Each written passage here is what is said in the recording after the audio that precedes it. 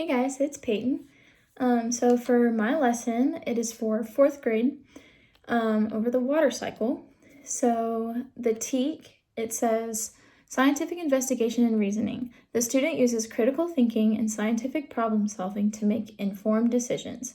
The student is expected to represent the natural world using models such as the water cycle and stream tables and identify their limitations, including accuracy and size. So, for the engagement part of this, oh, by the way, I said this lesson would probably take about a week, maybe less, maybe like 3 or 4 days. But yeah, so for the engagement part, they're going to come into the classroom, and then I'm going to show, as a warm-up, I'm going to show a video, a YouTube video, and it's just of like a cup of water sitting on a counter. And it's a time lapse, and it shows over time the water disappears, which they will later find out is evaporation. And so while they're watching this, they're gonna write down in their journals questions they might have or what they think is happening. And so questions that they might ask themselves are like, what exactly is happening to the water? Where is it going? And what causes it? So that's gonna be for their warm-up. For exploration, I am going to have set up it's like a fish tank, like an aquarium. I don't have an example right now, so I drew a picture. So it's going to have some rock formations and like clay, and then on the bottom it's going to have some soil, and I'm going to put some water in there, probably to fill up about 1 inch of it, and then there's going to be plastic cling wrap like over the top of it, to where it kind of dangles, like comes down a little bit. Then there's going to be a heat lamp over the whole thing. And so they're going to go look at it and write down predictions of what might happen to the water over time after they see the video. For their warm-up, they're going to make predictions over what might happen. And so some questions they might ask are like, what will happen to the water? Why is there a heat lamp? What happens to the soil in the water? So they're going to keep an eye on this throughout the day. And I'll probably keep it like throughout the week, just so they can see the drastic changes that happens over a long period of time instead of just like one class period. And then after this, they are going to get in groups of 3 or 4 and perform the raining cotton ball lab. So for this, you're gonna have a cotton ball, and then I took a paper clip and just kind of stuck it through so that it's dangling, and then you're gonna take string. I don't have any string, but you would tie it to the paper clip and then hang it up, tie it to something, or we could tie it to like the bottom of the desk so they could sit on the ground and do it. But yeah, so they would take pipettes, or like syringes. Pipettes would probably be better. And they would predict how many water drops it took to add to the cotton ball before it rains. Before, like how much it can hold before it starts dripping, if that makes sense. So they're gonna make predictions with that, and they're gonna kind of infer like what might happen to the cotton ball. And then I'll have like after they've done that, I'll ask them like, what do you think would have happened if the cotton ball was bigger, or if it was smaller, or like would it change the amount that the cotton ball could hold? So I'd have them like kind of discuss that in groups. So that's the lab that they would do. And then for explanation, that was exploration, by the way. I don't know if I said that. And then explanation,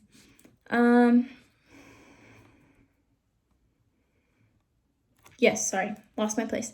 So as a class, once they all come back together from doing the cotton ball lab, as a class, we're going to create like a class KWL chart. And I just like write it on the board. Excuse me. And so I'd ask them like, what do you know about the water cycle? And they would tell me what they know, and we'd write it on the board, and then we would keep adding on to this chart what they know, what they want to know, and then what they learned throughout the week. Just little things here and there that they're like, oh, hey, this is a thing that I learned, and then we'd add it to the board. So that would just be like a class-wide KWL chart. So then I would just kind of ask, like, what do you think the lamp has to do with the model, like with this? And what do you think would happen if there wasn't a heat lamp present? And they would kind of discuss that. And then the teacher, I would lead a group discussion about the water cycles in the 4 stages. Evaporation, condensation, precipitation, and then collection or runoff, whatever you want to call it. So this is when I would like lead a lecture and give like the definitions, and just kind of go in depth with it. And so after this, this will also give the students an opportunity to identify what the Raining Cotton Ball Lab, like what part of the water cycle they were representing. And so that should be easy. They'll be like, oh, that was precipitation. And then they'll be able to make connections with that. And then after we've done the lecture, students are going to make a foldable that has the 4 parts. So evaporation, condensation, precipitation, and runoff. And they're going to have each of the words. They're going to draw a picture, and then you flip it up and it has the definition for each one. So they're gonna just do that, and then they're gonna turn that in. So that is for explanation. And then for elaboration, they're going to watch a water cycle brain pop video with Tim and Moby. And then, at the end of brain pop videos, they'll have a quiz or something, and they will take that quiz, and they will have to show their teacher they have to show that they took the quiz and that they passed the quiz, in order to show their understanding of the content. And then after that, they're going to go back and look at the aquarium model that I have set up, probably be in the back of the room, so it's like not a distraction. So they're going to go back and look at it and see if there had been any changes. And in their journals where they wrote down, like for their warm-up, what they first saw, they're going to keep track if anything changed. They're going to write it down. They're going to write down more predictions of if anything changed, what might happen if it keeps changing. And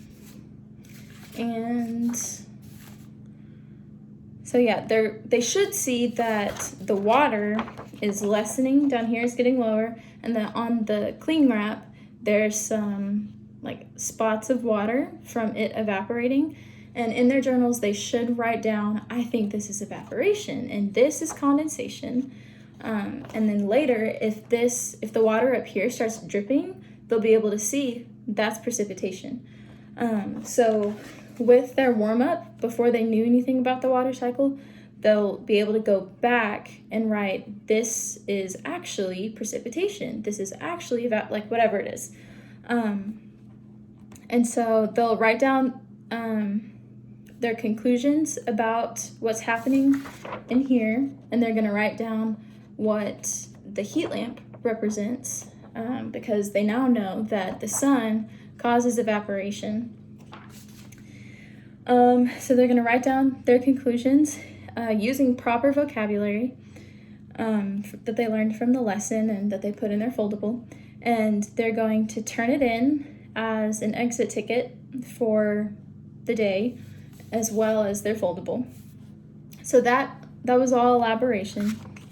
And then for the last part, for evaluation, the next day after they come back, because all that was just one day, they come back, and this is where they're going to show like their understanding of the lesson and the content.